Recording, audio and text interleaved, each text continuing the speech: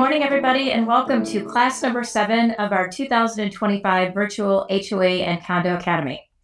I'd like to welcome everybody here today, and I know that there's a poll that just popped up on some of your screens, so if you wouldn't mind answering those 2 questions, that would be great while we're doing our introductory remarks.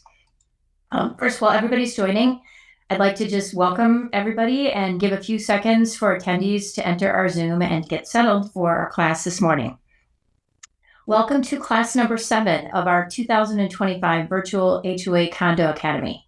We teach this HOA Condo Academy in partnership with the cities of Avondale, Chandler, Glendale, Goodyear, Mesa, Peoria, Phoenix, Scottsdale, Surprise, and Tempe. And we're very appreciative of the partnership that we have with these cities and are thankful that they want to provide free education regarding how to effectively and legally run HOAs, condominiums, and planned communities. Just some introductory remarks. My name is Beth Mulcahy, for those of you who haven't attended one of these presentations previously. I'm the founder and senior partner attorney at the Mulcahy Law Firm in Phoenix, Arizona.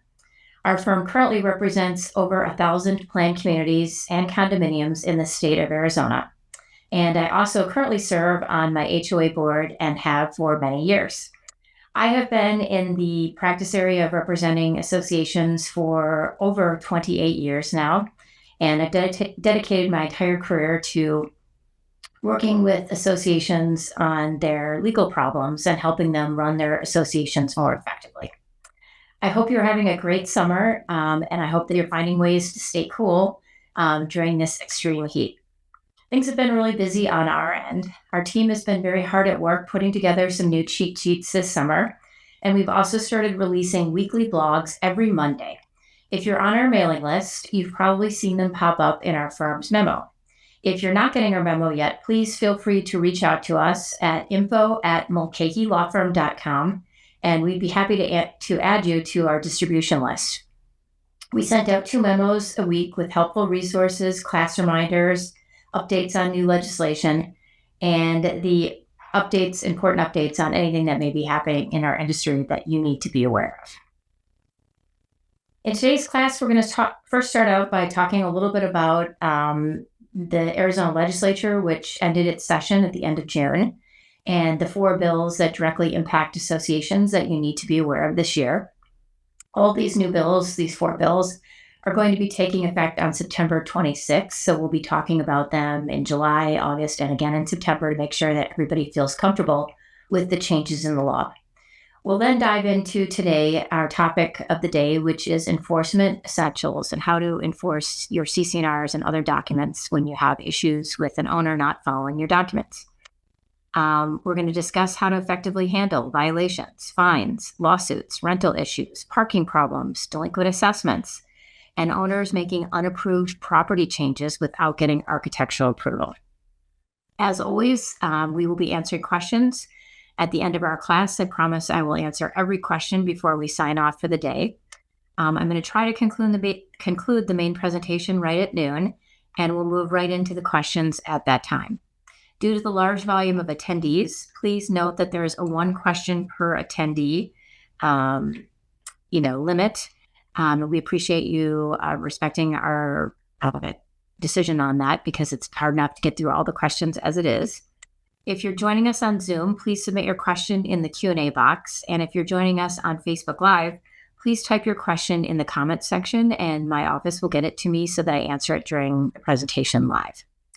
Okay, let's go to our poll. We have already gotten the results back. Thank you so much for those of you who responded. We had 99 responses, which is amazing. Thank you. Today we have 1% from Avondale in terms of which city do you reside in. Those of you who are here with us today.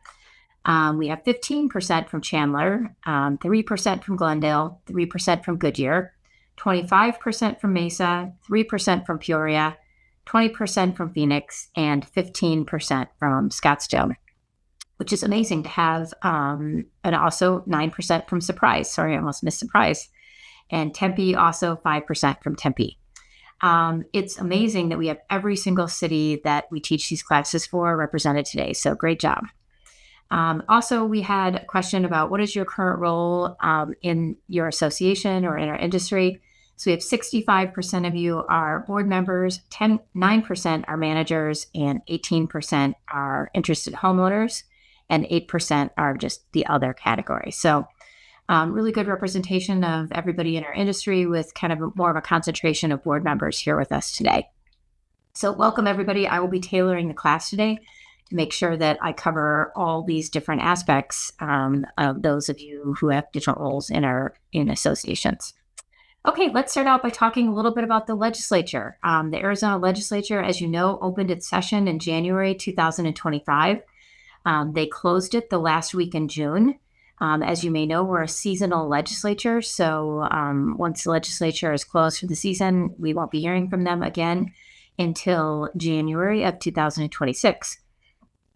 There was kind of a lengthy budget battle at the end of the legislative session, which kind of took the last few weeks of the session, which, sometimes does happen. It made the session go longer today, and they didn't ultimately end up closing the session until the 27th of June. During this session, Governor Hobbs signed 4 new bills into law that directly affect associations, HOAs, and condominiums. And those 4 new laws are going to go into effect on September 26, 2025. Let's talk a little bit about the 4 bills briefly. As we get closer to the effective date of September 26 of these new bills, we'll be talking in more depth, and we might even have a class that's focused, pretty much on these bills and questions that may pertain to these bills. But here's just a quick little summary of what these new laws are. And again, they won't be going into effect until September 26, 2025. The first bill is Senate Bill 1039. And this bill pertains to HOA meetings and recordings. This bill requires that if a board records a meeting that is open to members, the board shall keep a copy of the recording for at least 6 months and make the unedited recording available to any member on request. And so basically, this is just an extension of the recording meetings bill. This and how I'm advising our clients is, if your board is recording your board meetings, like let's say you're having your meetings on Zoom, this bill is going to require that for any open board meetings, so this does not apply to executive session or closed session, the board's going to have to keep, a record of the recording for at least 6 months, and then make that unedited recording available to any member if they request it. So you'd have 10 business days upon request to provide that Zoom recording or whatever recording that you may have done of the open board meeting. So just a little extra onerous. If you are a board that's, audio or videotaping your meetings, you do need to keep them. You can't edit the version of it. And if an owner requests to see it, you have to give it to them within 10 business days of the request. The next bill talks about political signage. This is Senate Bill 1378. And basically, this bill just changes the definition of a political sign to include a sign or a flag. So it's now adding those category of political flags to, the requirements of the, political sign laws that pertain to condominiums and planned communities in Arizona. It's kind of a gray area.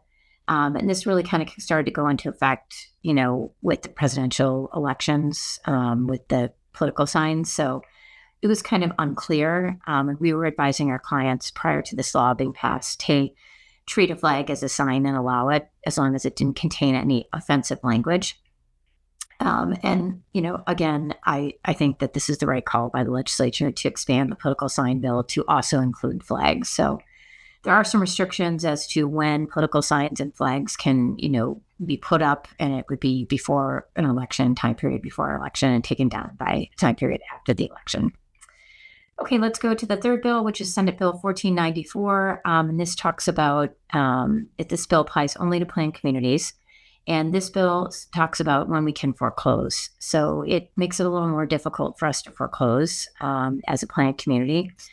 And so basically, for the purposes of allowing foreclosure of an assessment lien, the minimum assessment delinquency that we have to have, or like the benchmark that we have to hit before we can foreclose, is now 18 months. So we can't foreclose until the assessment is 18 months past due, or the dollar amount that's owed is $10,000 in assessments only. And so, any assessment or portion of the assessment is what they would consider. So, it's going to be a little bit more difficult to foreclose if you are living in a planned community and we have a delinquency by an owner in a planned community. I think we're going to be leaning more towards once the assessment hasn't been paid for 18 months. So it would be any portion of the assessment unpaid for 18 months, and we can foreclose. So a little bit longer time period to wait, but I don't think it's going to significantly negatively impact the ability of planned communities or HOAs to foreclose. Okay, last bill applies only to condominiums, and it talks about, it's House Bill 2322, and this bill addresses assessments on commercial versus residential structures in a condominium. Also included in this bill is a definition of a commercial structure, common expenses, and residential structure. So this is going to be talking more about like commercial structures versus residential structures. We're not going to see this come into play very often, but it's notable. And so wanted to just mention that today. Okay, so those are the four bills. We're going to be talking about these probably every time we hop online now until the effective date in September 26 of 2025. If you have any questions, please feel free to ask a question today or anytime in the future, and we'll be happy to answer those questions on the new legislation. Okay, let's switch gears and talk about our main topic for today, which is enforcement and violations and how to best handle this if you're operating as a board member or you're a manager, or maybe even you're a homeowner who has a neighbor who has, a bad tenant living in their property. We're going to talk about what are the remedies from A to Z, how to handle these situations, and, give you some good advice as to, stop banging your head on a concrete wall. We're going to give you some practical solutions to help you manage these violations. Okay, before we get started, we have a really great cheat sheet on enforcement of association governing documents. And we also have a cheat sheet on levying and collecting fines in the community, which we're going to be sharing with you. For those of you who may not be familiar with our cheat sheets are a really great resource for anyone in our industry, whether you're a board member, a manager, or a homeowner. We have over 65 cheat sheets on different topics pertaining to association legal matters and practical matters of running an association. And you can find all of our cheat sheets on our webpage at mulcahylawfirm.com. We have given out hundreds of thousands of these cheat sheets over the years, and we have lots of clicks on it every week. They're a very valuable resource for board members, managers, and owners to find out a quick read on a topic pertaining to associations. Let's start out with our topic for today. One of the biggest problems that boards have, and I know because I've been serving on my board for 14 years, is, what do we do when an owner's not complying with association's documents? Frankly, it's really kind of an annoying part of being on a board. I know that just on our board where I serve, we have a lot of problems right now with deferred maintenance, and we really need to be focusing our efforts on deferred maintenance. Yet we end up spending an inordinate amount of time hearing complaints from owners about violations or dealing with delinquencies or dealing with the bad vacation rental in the association. And we lose time away from strategic planning and long-term planning on a lot of the deferred maintenance that we really need to be focusing on. And so one of my goals for today is let's simplify enforcement so that we get it set up kind of on autopilot so that it doesn't take a lot of our time and energy each month. And we just have processes in place that this is how this is going to be handled. And, this is how we are going to address these type of violations, and then just do it. If you have a management company, guide the management company to take that next step at the meetings. If you don't have a management company, it's a little more difficult if you're self-managed. But, if you don't have a management company, then you as a board are going to have to take the initiative on some of these violation issues. But we're going to give you the roadmap to help you. Okay, so what are some suggestions for, how do we handle violations? If we've got somebody who's, let's say, made an architectural change without getting approval from the board or the association. So really the first thing that we're going to do is we're going to send a courtesy reminder letter to the owner. We don't want to be one of those big bad associations that's on the news for, being unreasonable. So we always start out on any violation, typically, unless it's a very serious health and safety violation. We typically will start out with just sending a courtesy reminder to the owner saying, the management company typically will send it, or if you're self-managed, the board will send it, just letting them know, hey, we're giving you notice that there's a violation here on your property, and we're giving you a time period to get it corrected. In most cases, this courtesy reminder letter just kind of handles the issue. The person gets the letter, they say, oh no, I'm sorry, I didn't realize that trash cans, couldn't be out on Tuesdays, or they couldn't be out Tuesday and Wednesday. They had to come in on Tuesday night, and the issue is resolved.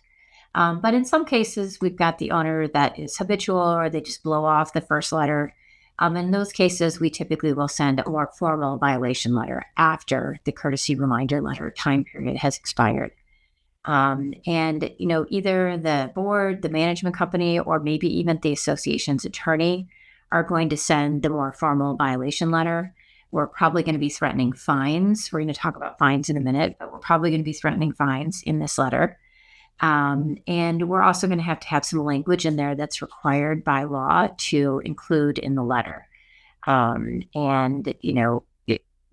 couple of the things that have to be included would be, you have the option to petition for an administrative hearing on this matter in the Arizona Department of Real Estate. I know that sounds strange that we as the association are giving the owner, this information like, oh, if you want to petition for administrative hearing on this violation, here's the way to do it. But it's just, that is what the law says.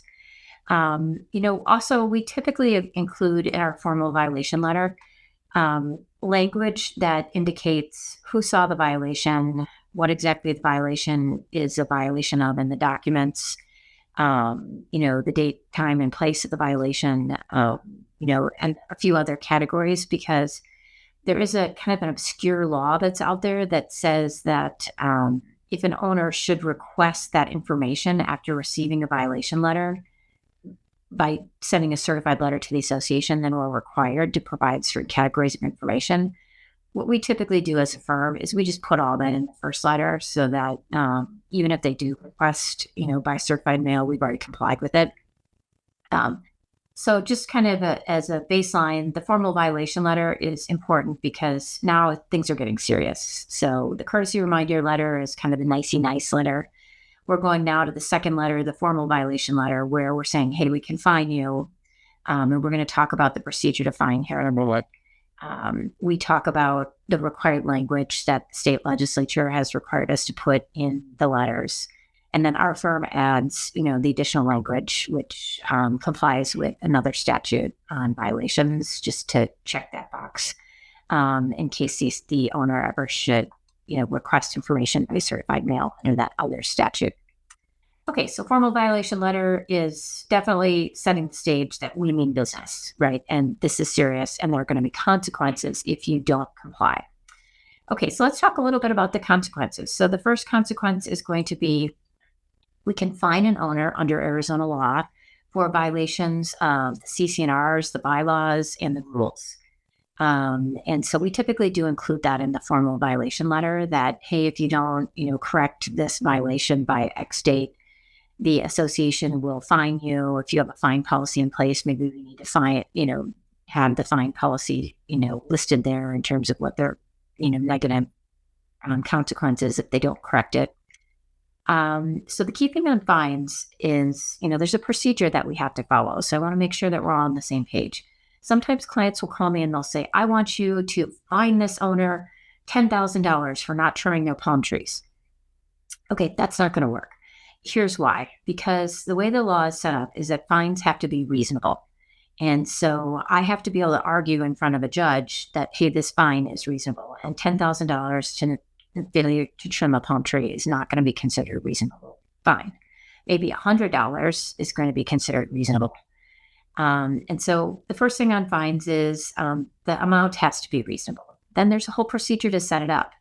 We have to give the owner notice of the violation and opportunity to be heard before we can levy the fine.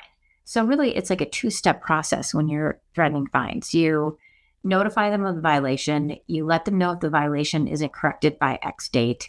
that this fine will be added to their account. We tell them in that first notification, if you want to object to this fine as your opportunity to be heard, please contact us in writing by X date. All of that's in the first letter, right? Then we have to do a little bit of waiting until that time period that we gave them to correct it, and then, or to respond to us. And then we send a second letter with, the result of whether or not the fine's going to stand or not. And so there's things that can happen in between, like we send the violation letter with the threat of the fine, and maybe the owner cleans up the yard. If there's, was a landscaping violation, maybe they clean it up and they write us an email saying, I'm sorry, I've had a health issue and I wasn't able to mow my lawn and trim my trees and pull the dead, plants out of my front yard. But I've done it now, and here's a photo. And I'm please asking you not to fine me because I've complied with the documents. In that case, typically the board will do is they'll just, send a letter back saying thank you for fixing this, and everybody moves on their merry way. Nobody gets fined.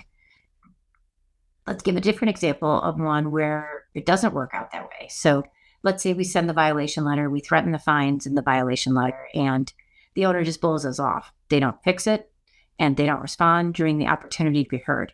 Typically, that second letter is going to be a letter telling them that, okay, you are now fined, and you haven't corrected the violation, and you didn't, come to the board with any sort of a written response as we gave you the opportunity to do. And now this is a fine letter. And also, here's some other things that we can do to pursue this violation.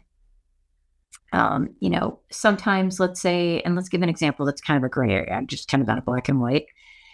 Let's do one that's kind of a gray area. Let's say that we send a violation letter to an owner.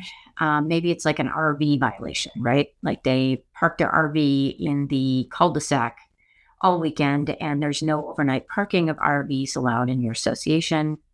No overnight parking of RVs on your streets either, let's say. And so maybe what they do is they admit, yes, I did park my RV there, and I'm sorry.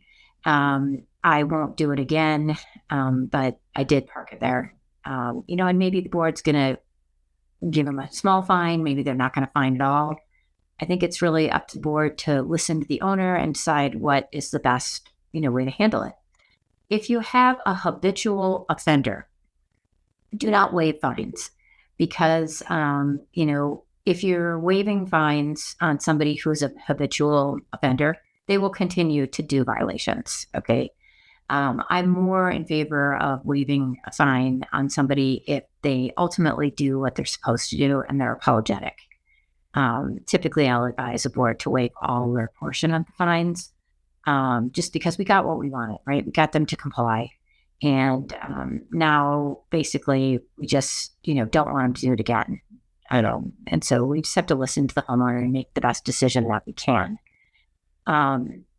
Okay, so let's just talk real quickly. What's reasonable? It's kind of all in the eye of the beholder. Definitely reach out to your trusted advisors of your management company, your attorney, to get their input as to whatever the fine is that you're trying to charge. Is it reasonable? It's kind of like a sniff test. I can tell you right away if I think it's too much or too little or reasonable. What's considered notice and opportunity to be heard that we have to give the owner prior to fining them?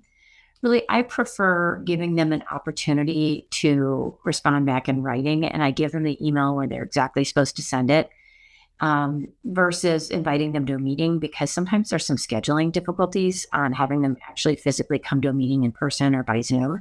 So I really prefer having the in writing response, and but both are okay in terms of opportunity to be heard. If you want to do a written one or you want to allow them to come to a meeting to talk to the board, you certainly have both options under that language. Okay, let's talk about how do we enforce fines? If we levy a bunch of fines against an owner, how do we actually get the owner to pay it? Well, it used to be really easy. Early in my career, back when I was still in my 20s, now I'm in my mid 50s. But back in my 20s, we used to be able to lien a property for not paying the fines, which was a pretty incredible situation that associations could lien the property and then foreclose on the lien for fines. That went away, probably in my 30s. And now the law has evolved to a point where, we can only collect fines from an owner legally by filing a lawsuit against the owner, getting a judgment against the owner for those fines, and then recording the judgment with the county recorder's office. And once we record that judgment, it becomes a judgment lien, and we can garnish the owner's bank accounts. We can garnish their employment, or when they sell their property sometime in the future, that lien will be paid. That judgment lien will be paid off. And so kind of the reality of this is, we're not going to be going after collection of a fine if it's like less than $500, really. So, for the people that just have small fines on their account, it's going to be, you're less apt to file a lawsuit, right? Because you're going to spend money in legal fees filing that lawsuit. So you don't want to spend, $1,500 in legal fees to collect $500. That kind of doesn't make sense, right? So really the name of the game has kind of changed a little bit since the legislature, made the requirement that associations can only enforce payment of the fines by filing a lawsuit, getting the judgment, and then recording the judgment.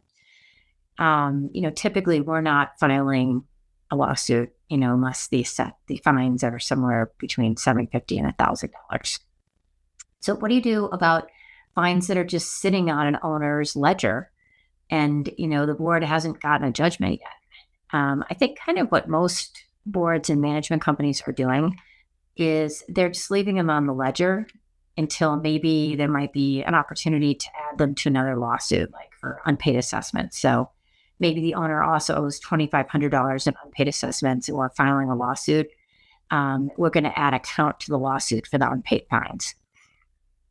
That's something that I've definitely seen happen. Sometimes you just have them sit on the ledger, and maybe when the owner goes to sell at some point in the future, the association just discloses, hey, these fines are on the ledger, and sometimes those fines are paid as part of the closing, even though there may not be a judgment against the owner for that. I'm not saying that that's perfectly legal. I'm just saying that's kind of what's happening in our industry. But if you have a savvy owner who understands that, like, hey, they can't collect these fines unless they have a judgment, they're going to be objecting to that at the close of escrow. Okay, so let's keep moving along and talk a little bit about what are some other options. So we've got the courtesy reminder letter, right? We've got the formal demand letter. We've got the, inside the formal demand letter, we can have the ability to threaten fines. We just went through the whole procedure on how to handle fines. Let's talk a little bit about self-help. What is self-help? Some association documents allow the association to correct a violation on a lot or unit owner's property and then charge them for the cost to correct it.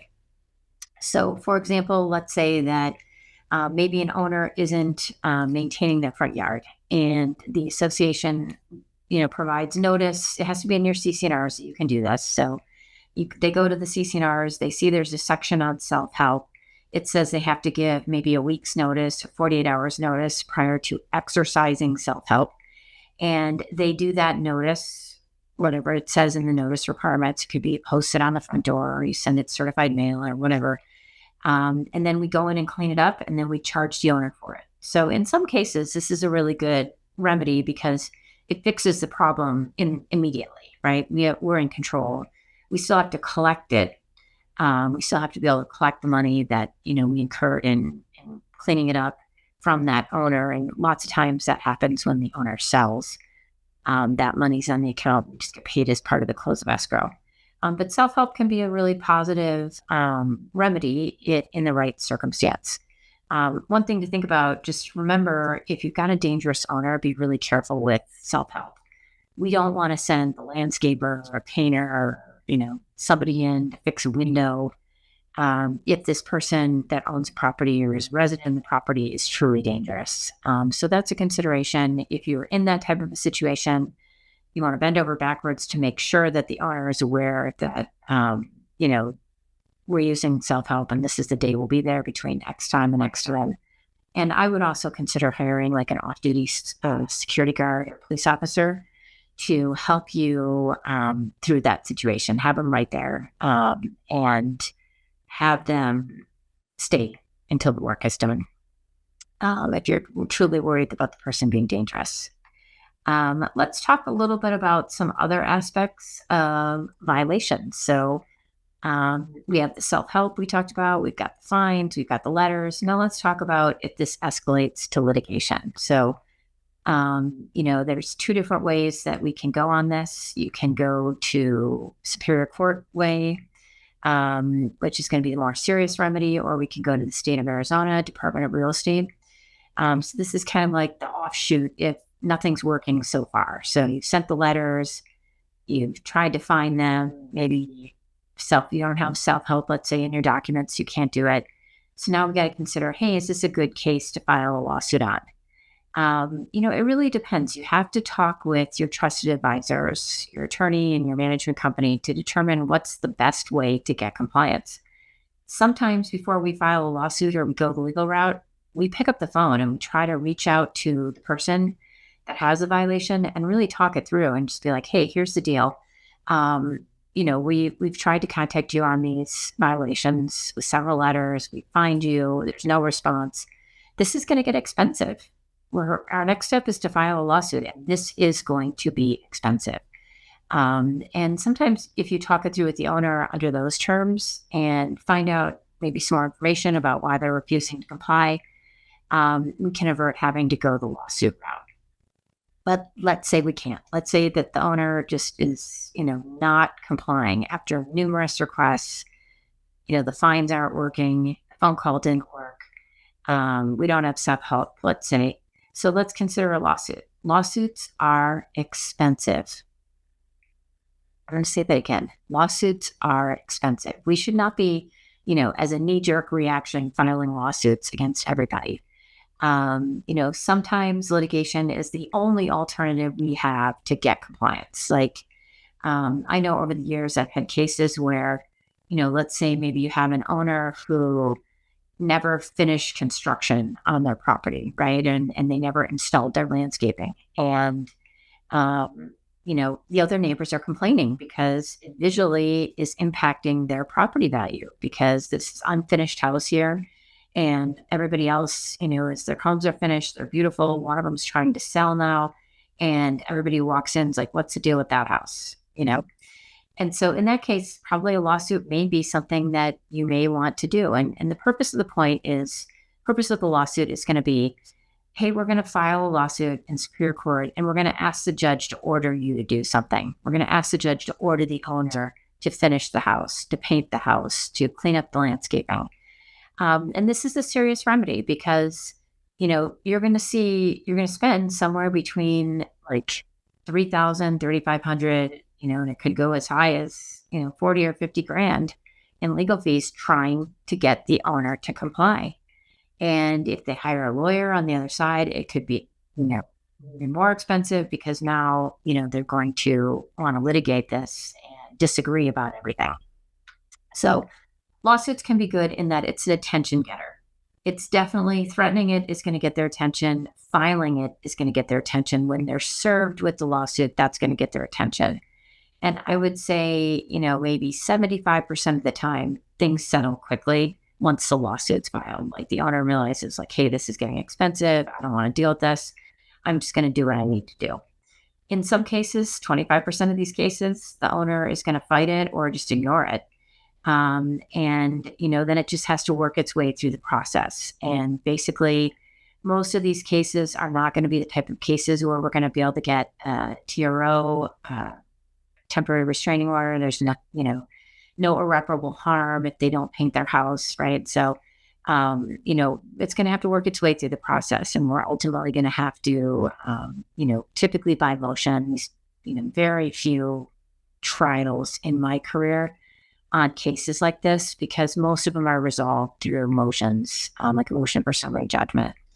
But litigation is a very effective tool for the owner that is very stubborn, doesn't want to, fix whatever the violation is. It can be expensive. It can take up to 18 months to get a judge to rule in our favor. It could be shorter, could be a little longer too. And, you're going to be spending money. Now, obviously, we're going to ask the judge for a judgment for our attorney's fees, including any fines that have been levied. But we're going to have to collect on that from the owner, right? So the judgment's just a piece of paper. We're still going to have to collect on that fine, and we're still going to have to get the owner to comply with what the judge orders, right?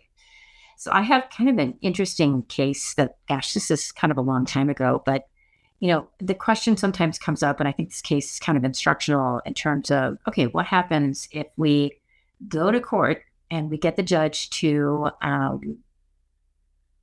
give us a judgment saying so-and-so shall not park their limousine in a certain way. I'm kind of dating myself, right, with the limousine reference, because we don't really see those as much anymore. But many years ago, this is a case that was in its public record, so I think I can talk about it pretty easily. Many years ago, I was involved in a case on behalf of an association, and a gentleman owned a limousine, and he would park it every night when he got home in such a way that the limousine, it didn't fit in his driveway. So, the front half of the limousine was in the driveway, maybe on like half of the door where the people would be getting into the limousine was in the sidewalk area. And then the back of the limousine was extending actually into the street. And we had to file a lawsuit against this owner to get him to stop doing this. And anyways, we got the judgment against the owner. And basically the judge ordered the owner stop parking the limousine in this fashion. And so unfortunately the owner continued to park the limousine in this fashion. So this is a really good example of, okay, what happens when a judge says, stop doing something, and it's a judgment, and it's, a mandatory permanent injunction compelling the owner to stop doing something. And in this case, the owner was like, I'm going to keep doing it. We had, video evidence, photographic evidence, etc. So what do? We go back to the court and we file a motion, and we ask the judge to hold the owner in contempt of court. And, in this particular case, this was kind of a really unique factual pattern, but it's notable. I just remember it like it was yesterday. So this was back when we were going to hearings in person before the pandemic.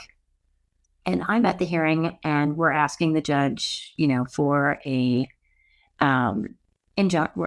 We're asking for the judge to hold him in contempt because he was violating the injunction, and he didn't show up. So I'm, just there. The judge's there. I'm there. Bailiff's there. And, I'm explaining to the judge, I've got the pictures, I've got the witness with me to give testimony. And, before we know it, the limo driver owner, blows into the courtroom, sweating and throwing papers everywhere and slamming his thing down on the table.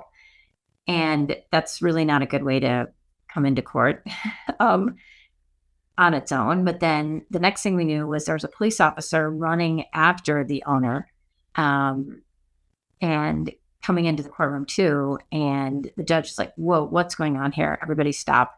And the police officer said that the owner, limo driver, had just illegally parked the limo in the no parking zone in front of the courthouse.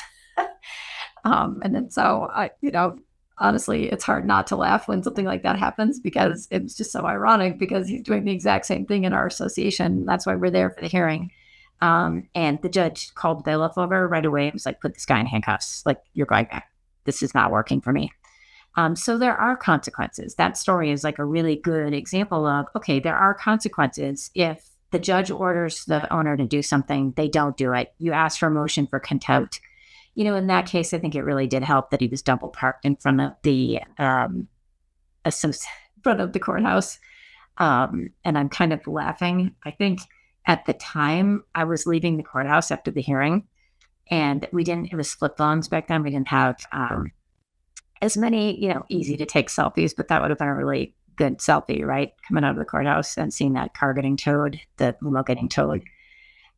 Anyway, so to close the loop on this, there are definite penalties if an owner doesn't comply with the judge's order compelling them to do that. I haven't seen that come into play very many times, like maybe 10 times in my 28-year career, but it's something that does happen. So also, any attorney's fees that we incur are typically going to be awarded as long as the judge finds them to be reasonable. So in addition to the judge ordering the owner to stop doing this, there's also going to be an attorney's fees award typically, and then also the costs that have been incurred to file the lawsuit. So very, very expensive and serious consequences for owners if they don't comply. Now, we're not typically going to, file a lawsuit on somebody who's not putting their trash can away. It's going to be the more serious violations. Okay, another possible remedy that we have for violations is to go to the ADRE. This is the State of Arizona Department of Real Estate. And our office is going to be sharing the website for this particular program. And basically, the ADRE was set up, maybe now like about a decade ago, as part of one arm of the Arizona Department of Real Estate, is that they hear disputes between owners and associations, or associations and owners, but they have to be pertaining to state law, pertaining to associations like the Planned Communities Act or the Condominium Act or the association's documents. So this is not someplace where the management company can be sued. This is between association and owner. Okay. Basically what happens is one of these parties, either the owner or the association, files a complaint with the ADRE. They have to pay a $500 filing fee for each question that they want the ADRE to hear. And once they file the complaint, then the association we're typically not the one filing, we're typically the one on the receiving end. We have to file a response to the complaint, and then there's a hearing set. Now, there are some benefits of going to the ADRE. The administrative law judges in Arizona hear these ADRE complaints between owners and associations. And we typically get the hearings pretty quickly. So let's say that somebody files for a hearing on June 1st. You're probably going to have that hearing sometime in August, early September. So that's really fast. Like in litigation, on the other side, like if you're filing a lawsuit in Superior Court, it's going to be hard to get a hearing in front of a judge unless there's irreparable harm and you're asking for a TRO, a temporary restraining order. So ADRE, one benefit is it's cheap, $500. You're not entitled to your attorney's fees, either side. So you won't be getting your attorney's fees awarded by the ADRE. So you're going to file the filing fee. You typically, as the association, you are probably going to have your attorney representing in this. So you're going to be paying out of pocket your attorney and not be able to recover it against the owner. That's a drawback. But one of the benefits is these cases are heard pretty quickly. And the judges that hear these cases are very bright, just like Superior Court. So you're going to get a fair shake. They understand our practice area and they do a really good job.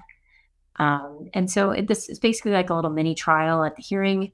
And in our experience, this has been a very beneficial venue for associations to have disputes with owners resolved quickly, efficiently, and by not spending a lot of money. And I encourage you to check out the website. I think right now we probably have 3 or 4 of these cases pending on behalf of clients in the ADRE, and that's about how much we have every quarter. There's always about 2, 3, 4.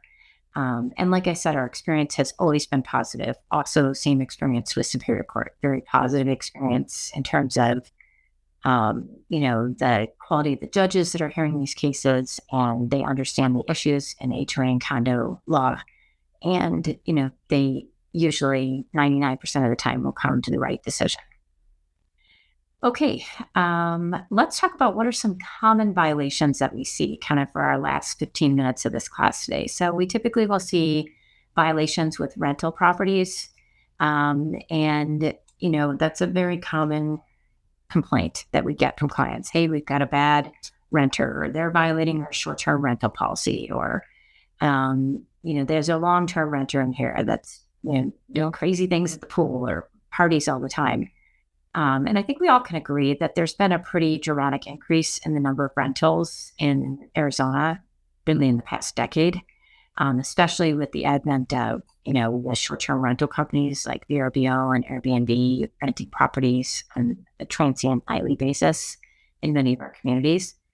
We have a great cheat sheet on working with rental properties in Arizona, so I'm going to encourage that you take a look at that. We're going to be sharing that with you right now during the presentation, or you can find it on our website at mulcahylawfirm.com under the cheat sheets tab. Let's talk a little bit about, what is current Arizona law regarding rental properties. So a couple things that you need to be aware of. Well, number one, if you're having a problem with a renter, check with your city, town, or municipality, because a lot of these cities, towns, and municipalities have procedures in place regarding short-term and long-term rentals. And so you may maybe want to make sure, check with the code enforcement department, see if they're violating any of the specific code requirements that your city has. I know that like City of Scottsdale and Glendale and Chandler, they all have pretty advanced programs internally to best manage Tempe to best manage problems with renters and bad landlords. So definitely keep that in your back pocket. That's kind of an inexpensive way. Maybe they can, if there's a code violation going on, maybe you can have the code enforcement department help you, get rid of that complaint that may be happening in your association. In terms of associations, what are our rights when an owner wants to rent their property? I mean, look to your association's documents. Does it say anything about, is there a minimum time rental that they have to comply with? Is there no minimum time rentals? That means they can, rent the property nightly. So definitely as a starting point, look at your association's documents.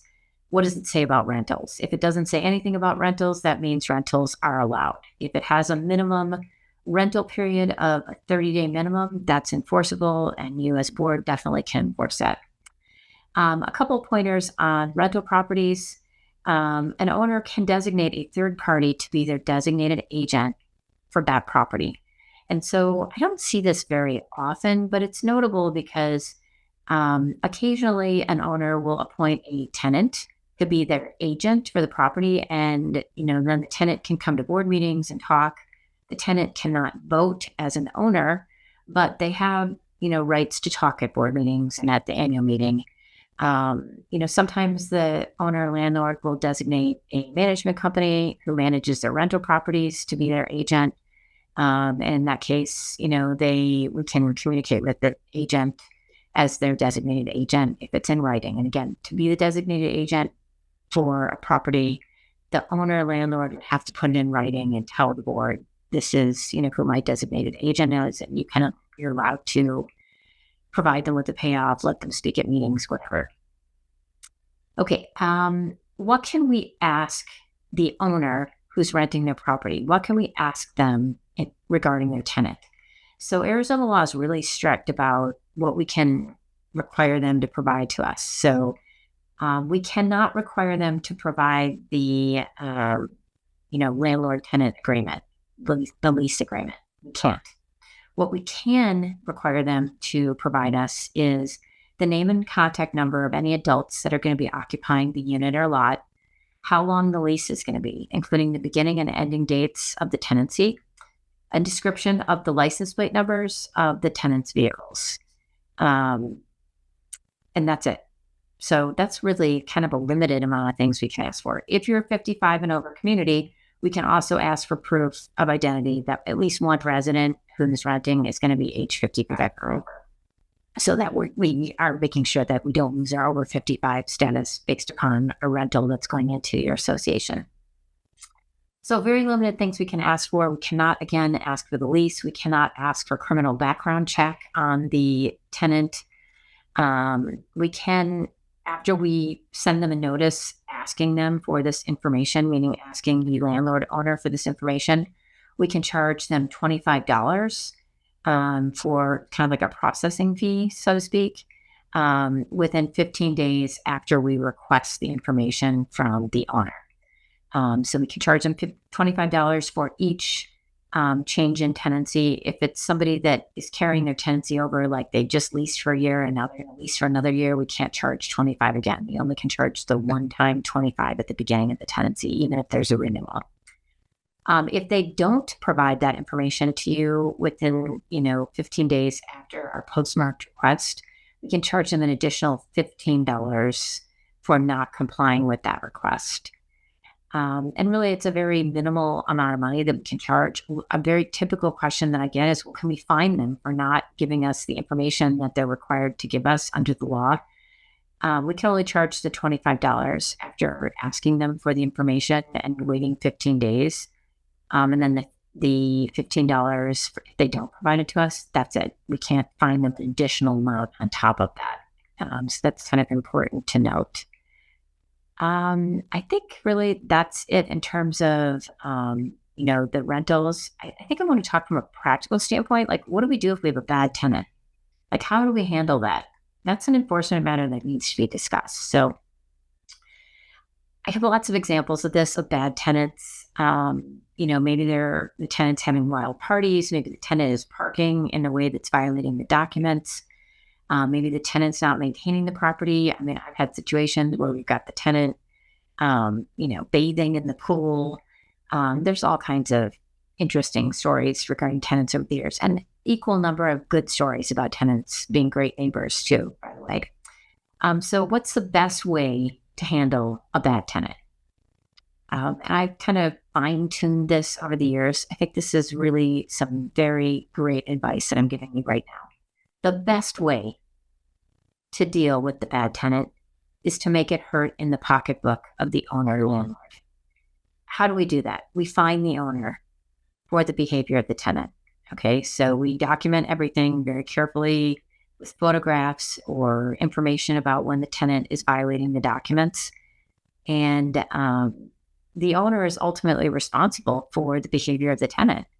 And so, if it's truly a bad tenant, this is going to start to, multiply, right? There's going to be fines on the property and lots of complaints. And I've even had tenants where a SWAT team's coming in, to DEA is coming in to SWAT, team the property and take people away in handcuffs and paddy wagons. And so this is what we typically will do in situations where there's a really bad tenant. We're going to be fining the owner for the bad behavior of the tenant, number one. Number two, we're going to have our firm contact the owner. And typically this is kind of how it usually goes with the owner. I tell them, hi, my name's Beth Mulcahy. I'm the association's attorney. We've been reaching out to you regarding your tenant and the violations on the property. I maybe, give a quick little elevator speech on this is what the property violations are. And typically the landlord isn't saying too much. And then after I finish, they'll say, well, the association's just being nitpicky and the tenant tells me they've got this cleaned up and the SWAT team was actually their friends pranking them or whatever, whatever the story is. And I usually say at that point, are you at your computer? And typically they say yes. I say, can I send you some information? And then I'll send them the police reports, the photographs, all the pictures of the beer cans and the liquor bottles on the front lawn and, images of, somebody showering at the pool, or whatever the issue is. And, that's evidence that's like right in front of them. And I say, here's the deal. Here's the evidence. We're not backing down on this. This is going to get very expensive for you. We're going to continue to fine you. We're going to file a lawsuit in Superior Court. You're going to be responsible for the attorney's fees, the fines, and ultimately this tenant is going to end up costing you way more than you're getting in rental income.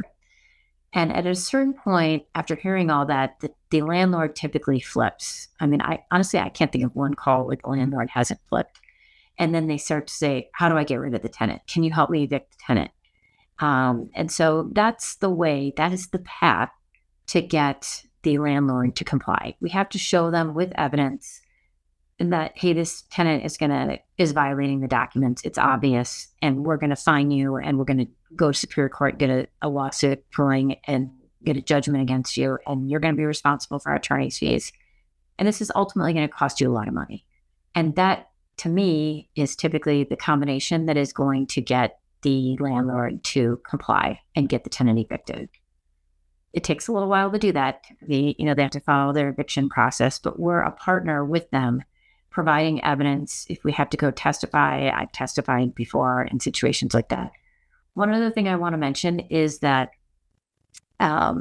if a landlord knows that there's criminal activity going on in a property and they don't abate it, they can be held liable in criminal court for that. So I've only used that one time. I've threatened it before, but I've only used it one time where the landlord actually was convicted of criminal charges because the landlord didn't do more on their tenant. He knew that there was criminal activity going on, and it was and ultimately that ended up being a drive-by shooting. And the landlord owner was held criminally responsible for the behavior of their tenant. So that's always a good thing to keep in your back pocket to mention to them. Okay, let's talk a little bit about parking. We're just kind of winding down here in our last few minutes, but parking can be an issue. That's a violation that we hear about a lot. The most common parking violations are going to be, hey, they're overnight on-street parking, or maybe illegally parking RVs, campers, boats, trailers, or maybe they're parking in the driveways and you're not allowed to park in the driveway, or maybe they have 8 cars and they only have space for 5 or whatever. So what's the best way to handle parking violations? Check your documents. What does it say about parking? Make sure that it's actually a violation. Another question is, who's going to document all these parking violations? Typically, it's the neighbors, because they're the ones that are upset about this looking like a parking lot. But sometimes the association has like an overnight parking monitor that comes through and takes photos. What are some things that you can do? Obviously the normal remedies, first violation letter, formal violation letter, fines. But you also can try and meet with the resident, pick up the phone, call the resident, find out what's going on. Maybe they've got a wayward kid that's home for a month and they're going to be gone in a month, or that car will be gone then. It's some things that we can do. You got to check your documents. Can we tow? It needs to be in your documents. Maybe that's an option, but it has to be in your documents again. Put sticky stickers on the driver's window regarding the violation. Wheel boots, similar devices are used by association. Filing a lawsuit, conjunctive relief lawsuit, kind of like our limo driver that we talked about, and then also maybe consider going to the A.R.S and having a complaint filed against the owner. Another typical violation, just switching gears for real quickly here in kind of the last few minutes of our class, is going to be, what about unauthorized alterations to property? This is another very common violation. Goes and does something to their property. They never got architectural approval. Pretty common thing that happens. Maybe they paint their house a new color, they put a new extend the height on their back. They change their landscaping, they put in a concrete pad for their new golf cart. These are all examples of architect. First, check the documents to make sure that the owner, whatever they did require architectural approval, would be number one. Typically, the best way to handle it is to informally contact the owner or send them a letter, a courtesy violation letter, and ask them to submit an application for this. And then we have to look at the submission when it comes in. If they refuse to submit it, that's probably going to be another phone call asking them what's going on. If they submit the application and it's something that you would never, ever approve, talk with your attorney about what's the best way to handle it. Maybe at that point, I need to get involved, and maybe we need to send a letter demanding that they return it to its original condition. A common question that we get is, do we have to, as a board, approve this just because the owner already did it? And the answer is no, you don't. Does it make it more difficult to get them to reverse it? Of course it does. But ultimately, from a legal standpoint, the association is in a very strong position in that they didn't get approval. The homeowner didn't get approval, and, they needed to get approval. So they may have, a judge could require them to, return it to its original condition. Okay, let's just spend 1 minute on our last subject before we enter the questions.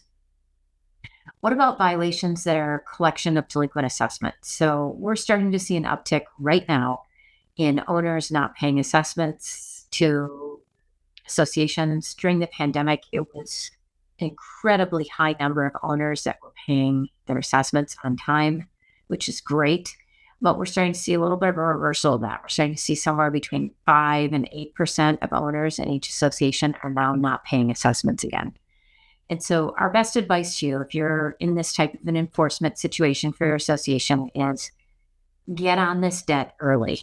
Be proactive in collecting delinquent assessments. Do not wait to give it to me as your attorney when it's $5,000 owed. No. Set a benchmark for your association and then follow it so it's on autopilot. Okay, Once the owner owes $500 in assessments, we're going to have the management company lien. We're going to send it to the attorney for them to take legal action. So getting on these early versus waiting later, you'll get them resolved a lot faster. It's easier to write a check for $500 versus $5,000 for an owner. And just being proactive and the owners knowing like, hey, if this gets to a certain point, we're going to charge late fees. And if this gets to a certain point, it's going to go to the attorney. And if this goes past the attorney, then there's going to be a foreclosure or there's going to be a personal judgment lawsuit that we file. And so all of these things are important. Just be on top of the delinquencies now as we're starting to see this shift from owners not paying like clockwork, like many of them did in Superior Court. A couple things that you need to know when a file is turned over to our office, we do due diligence up front. We do a full 360 credit review of the owner to determine what is going to be the best way to get this owner to pay. So are they employed? What's their debt to credit ratio on the property? Do they have a bunch of credit card debt? Do they have other judgments against them? Are they habitual? Have they been here before? Are they in bankruptcy filing risk? And then we report back to the board, this is how I think we can get the money for you. And I think that's a really smart thing to do at the outset, because sometimes I'll look at a file and I'll see, and I'm looking at it and I'm like, oh, this is like train wreck. This person is not going to be collectible because they're teetering around bankruptcy. They've got judgments against them by multiple parties. They're underwater on their property. And then on the flip side, sometimes we look at it and we're like, okay, they're employed. They got a little credit card debt, but no judgments. This is one we can pursue. And this is the path I think we should do. So just to close the loop on unpaid assessments, if you're starting to see an uptick in unpaid assessments like we are, we're getting more files turned over to our firm right now from associations who have owners who are paying assessments in a timely manner. Get on top of the debt early. Do not let it sit there. It's a bad message to the owners and it makes it harder to collect if you let it sit there.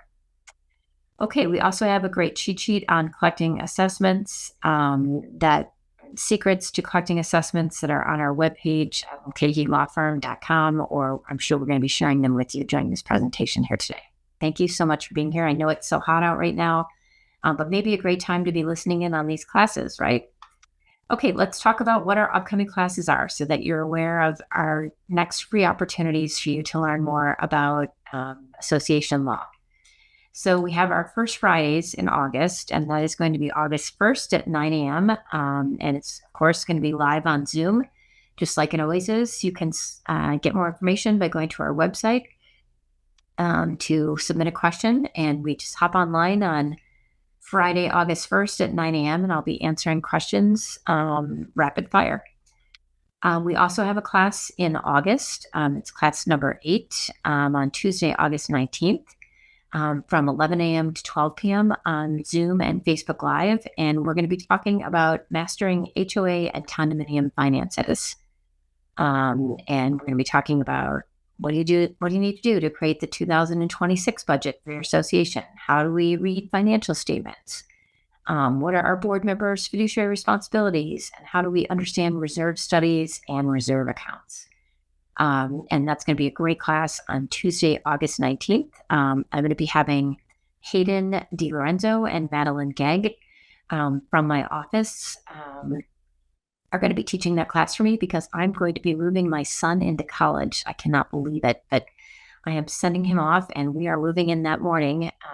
And so I won't be there for that class. So you will have it all set up and it's going to be a great class with Madeline and Hayden. But I won't be there that day. Lastly, before we sign off today, let's consider liking us on Facebook and following us on LinkedIn or Instagram, just so that you can stay up to date on what's going on in the HOA and condo industry in Arizona. So consider liking us on our Facebook page. We're very active, putting a lot of information on Facebook, LinkedIn, and Instagram. Great resource for you to have pop up on your screen just to let you know about important things that are happening.